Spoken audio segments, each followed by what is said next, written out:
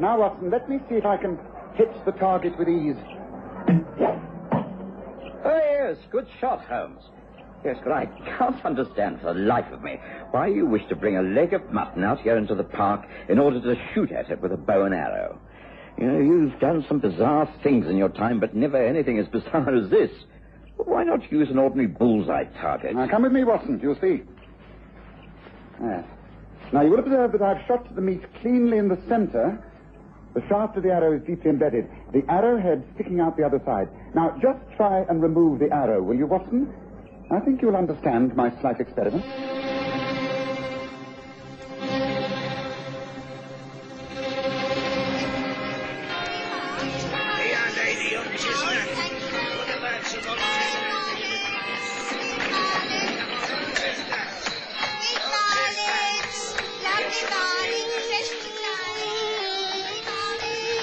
We present the Stories of Sherlock Holmes.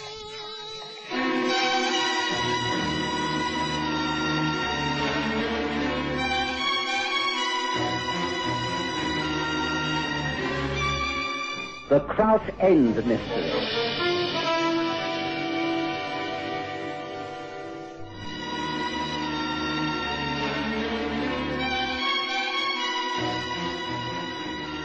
Over the years, I'd grown used to Sherlock Holmes' strange ways. I'd learned that he never did anything without a good reason. All the same, I was quite amazed one early morning in the month of May, 1893, to be asked to accompany him to Regent's Park, where he quietly indulged in an archery practice. I knew he was a keen toxopholite, but could not understand why he should practice on a large leg of mutton. It didn't make sense. Well, try to extract the arrow, Watson. You're a strong man. Very well. Anything to humor you, Holmes. Well, I must admit it's extremely hard. I can't pull the arrow out. Right. Now, try pushing the arrow through and pulling from the other side. Yes, it's considerably easier. It comes through quite cleanly. The feathered flight gives no trouble. Exactly. Now, observe the marks that it's left, small and round. Now, as a medical man, would you not say that this could be a bullet wound? The bullet passing right through the limb? Yes, I suppose it could. Yes, I suppose so. Good. And that's why I've conducted this small experiment. We can go home for breakfast now, Watson. Very well. What a strange way to start the day. Yes, and I fancy there'll be stranger things to follow. It all has to do with the mystery down at Burnham on Kraut, of course. Well, come, let's leave before we start attracting attention. This way. Oh, sounds like a visitor, Holmes. You expecting anyone? I think it'll be Carter of Scotland Yard. He's engaged upon the Burnham on Kraut case. I've been advised that he wishes to consult me.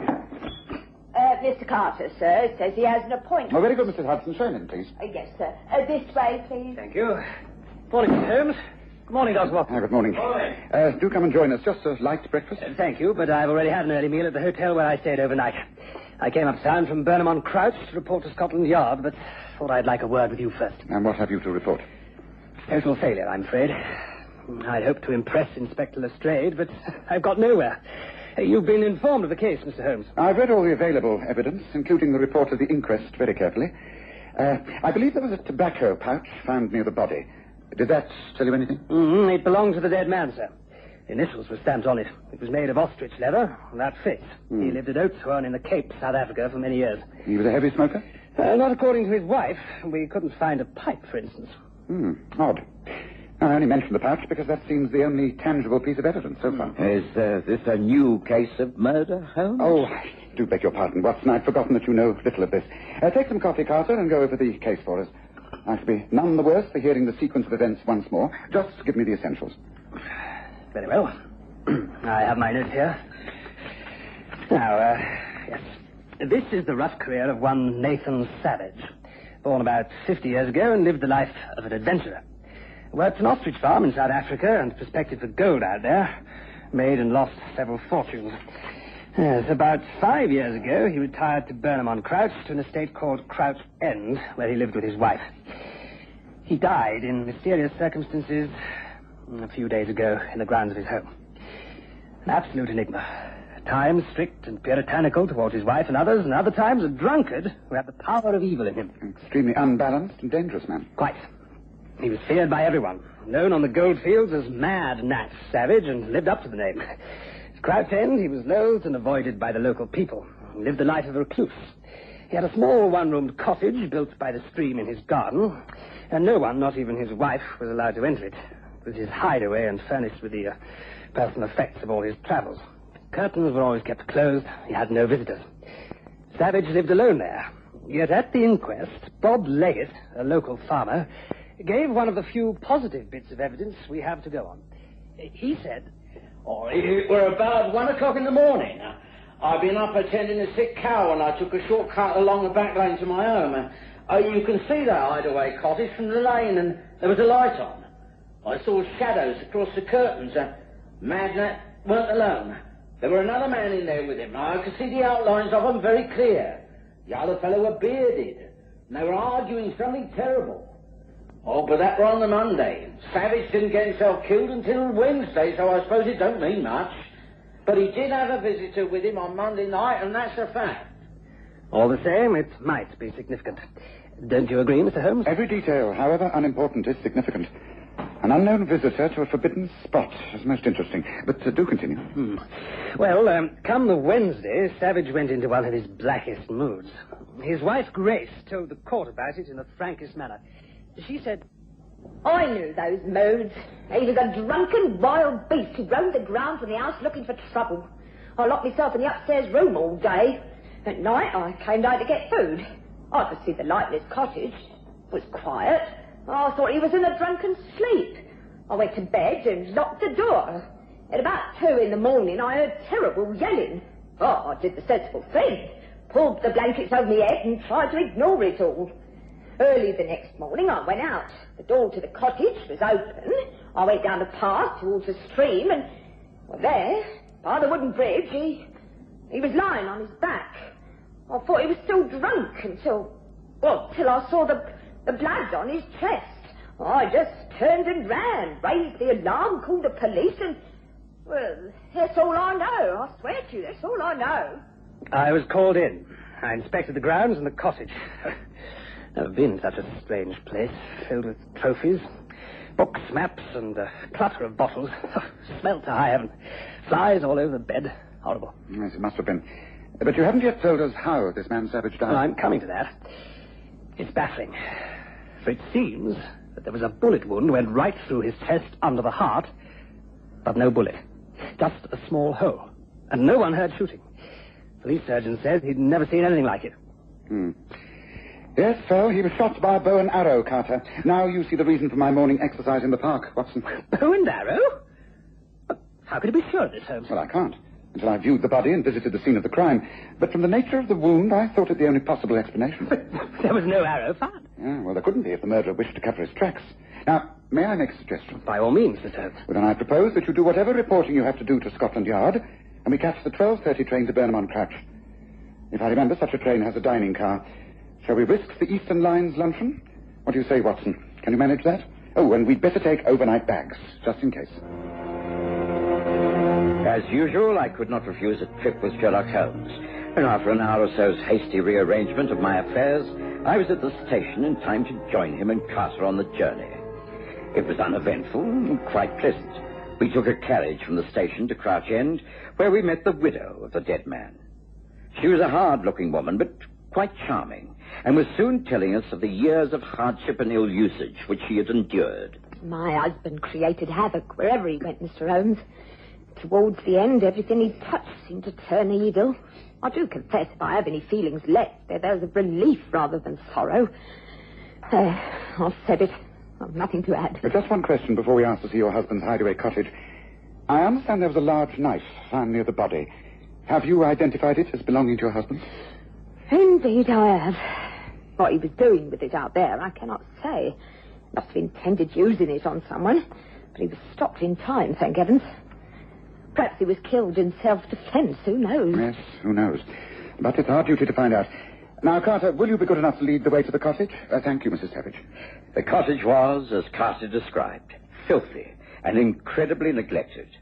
I could tell that from outside. Carter was about to insert the key into the door when he stopped. Hello. Someone has been tampering with the lock. Someone's been trying to force this window. Whoever it was failed to gain entry. Yes, we'll open up, Carter. Nothing has been touched, I take it? Not since I was here last. Oh, good. I shall take the best part of an hour to examine this place. And I must go over the grounds, particularly to the spot where the body was found before dark. Yes, it'll take longer than I thought. Perhaps you can find an inn nearby where we can rest for an hour or two. I'm afraid we shall have to stay over, Watson. If someone tried to break in here last night, then the odds are that he or she will have another attempt this evening. I think we must be here to receive the intruders, don't you think? I'm agreeable to any plans you make, Holmes. Good, then please leave me.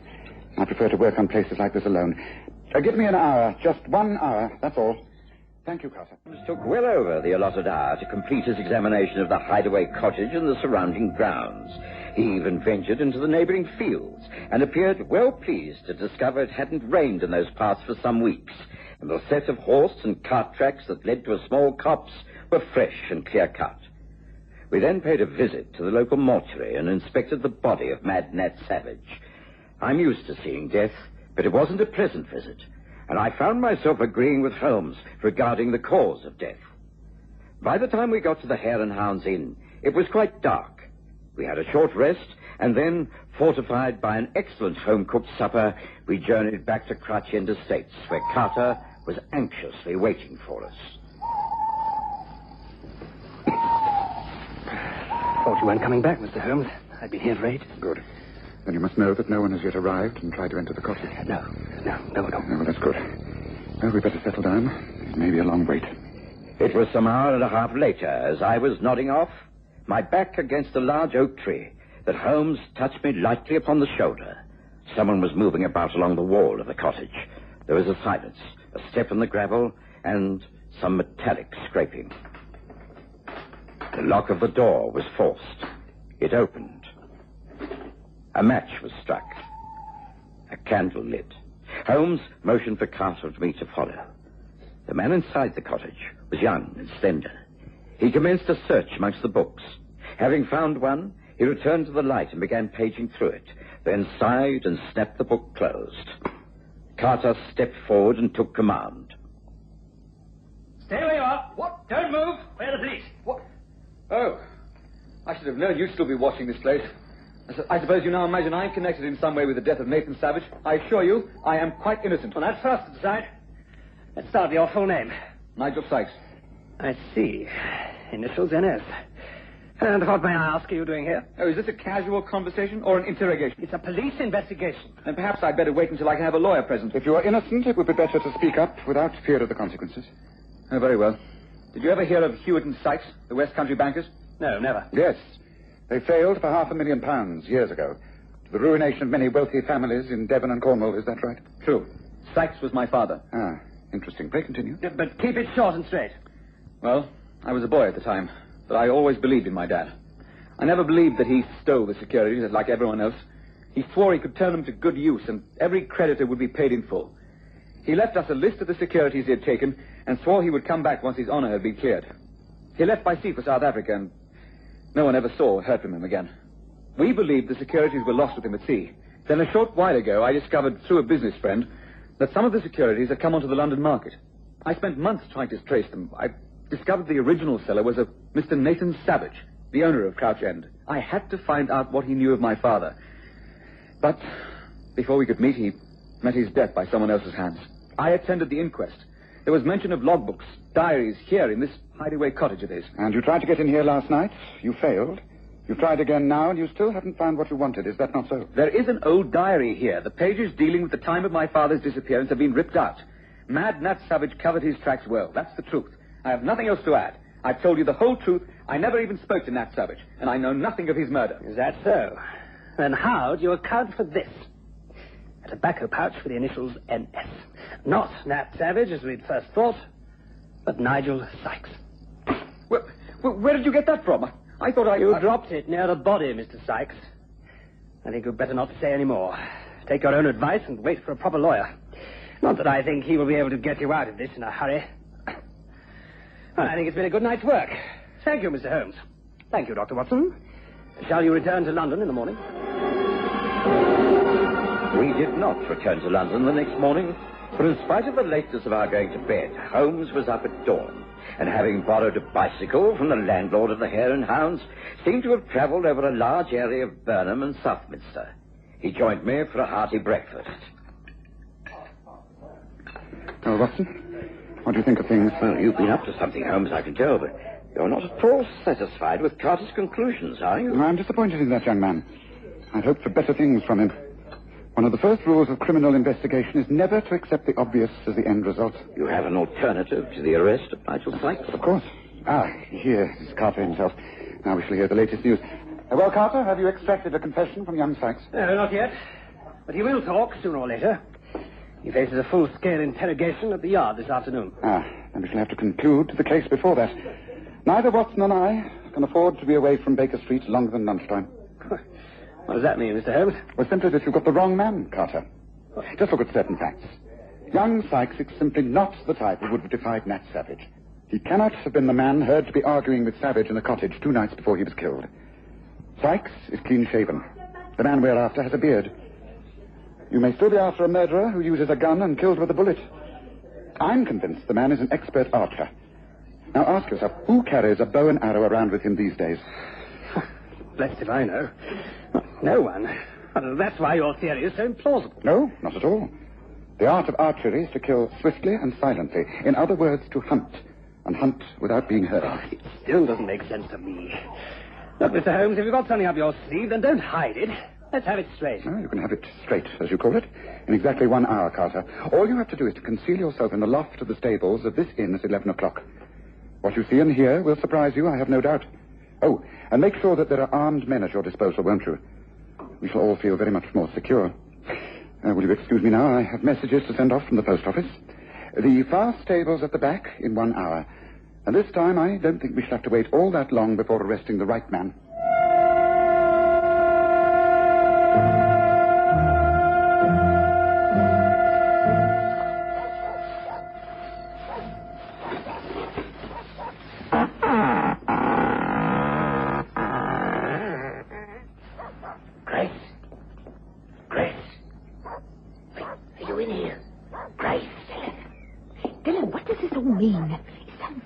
Why had we got to meet like this?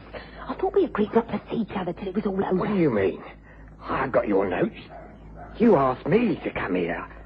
I'd never have taken this risk otherwise. I didn't send for you. You sent for me. But this is ridiculous. I've your note here with me. I sent no note, I tell you. Then what does... She must have discovered something. It's a trap. Come on, let's get away from here. Quickly. Quickly now, quickly. Move if I were you. There are men surrounding the stables and up there in the loft. Oh, what the devil? Get out of my way. Stop him, Watson. Carter, call your men. Bar the door. Stay where you are, both of you. There's no way out. I demand to know the reason for this. We'll give you every reason if you can explain your relationship with Mrs. Savage. Just what is your name, sir? Find out. His name is Dylan Drew. He was no partner of Nat Savage's long ago in South Africa. Before Savage married Grace and came back to this country. Isn't that so, Drew? You are the man who befriended Nigel Sykes' father and made an enemy out of Savage. You are the bearded man who dogged Savage for weeks and then cold-bloodedly murdered him. No, it wasn't like that. He did it to save me. Dylan killed Nat when he saw he was about to attack me with that hunting knife. He was mad with drink and accused me of betraying him. I'm the one that would have been dead if Dylan hadn't shot him. Shot him with a bow and arrow, correct? Well, you seem to have it all worked out, mister. Yes, that's how I killed Mad Nat. I didn't murder him. I killed him. Grace is right. I did it just in time. Someone should have done it years ago. He was evil all the way through. There were the 3 of us back in the old days. Nat Savage, Tom Sykes, and me. Sykes had securities and was about to make a great deal of money from them out in South Africa. Then he disappeared. I found out later that Mad Nat had stolen all his possessions and had him killed. I got proof of that eventually by tearing pages out of Nat's diary. I kept them. Nat disappeared, then I started the long search after him. You knew he'd come back to England and buried himself somewhere in the country. Might I suggest that you aspired to the life of a gypsy, travelling by horse and caravans through the southern counties, earning a living as a tinker and poaching game and fowl by the use of a bow and arrow. Old-fashioned, but extremely effective. You have it all worked out like I say, yes. That's about it. Then I found him here. It was an old score I had to settle. I tried to squeeze money out of him. Threatened to expose him for what he was, a cheat and a murderer. He promised payment, but I knew he wasn't to be trusted. I rested my caravan in a nearby clearing in the woods and watched him night and day. Then he went wild, got drunk and ran berserk, Grace heard him, came down and tried to calm him. He went after her with a knife. As he chased her across the bridge, she stumbled. He was standing in a patch of moonlight as he raised the knife to strike. I took aim. I couldn't miss. It's exactly as he said. I was about to be killed. I pushed the arrow right through him. Washed it clean in a stream. Strange. It was over so quickly, and he hardly made a sound. We agreed to leave the body to be discovered later. It gave me good time to get myself and the caravan out of the district. We agreed not to meet for some time until the scandal had all died down, and I reckon we'd have got away with it if it hadn't been for this trick of forcing us together. How did you manage to trace me? Put all this together? Elementary. You left clear tracks of your horse-drawn caravan. If you were implicated, you would not take the chance of remaining alone for long. You thought you'd find safety in numbers, so you joined up with a camp of genuine gypsies. They're outside Southminster at this very moment. I traced them. I made inquiries about you and left a note that I was sure would bring you back here. I sent a similar message to Mrs. Savage. It was the only way I could effectively get a confession out of you. Yes, I think the rest is up to you, Carter. I'm sure you'll handle it without further help from me. Well, shall we go, Watson? We can catch that lunchtime train as planned. We did catch the train, and in plenty of time. Once again, I sat back in my seat and pondered over Holmes' extraordinary ability to piece facts together from starting at the right places. It was the nature of the wound that intrigued me, Watson. Once I was sure it was a bow and arrow that was used, I naturally had to look for the sort of man who could use that weapon. It had to be an old-timer, not a youngster like Nigel Sykes. Yes, but Holmes, there's still that wretched tobacco pouch. Sykes will have a bit of explaining to do there. You see, he did go to Crouch End on the night of the murder, and he found the body. His were the screams that people heard in the dead of the night. Unfortunately, he dropped the pouch. If we hadn't traced Dylan Drew, that might have landed him in the dock. As it is, well, one wonders just what he'll do with what's left of his father's securities. Interesting speculation.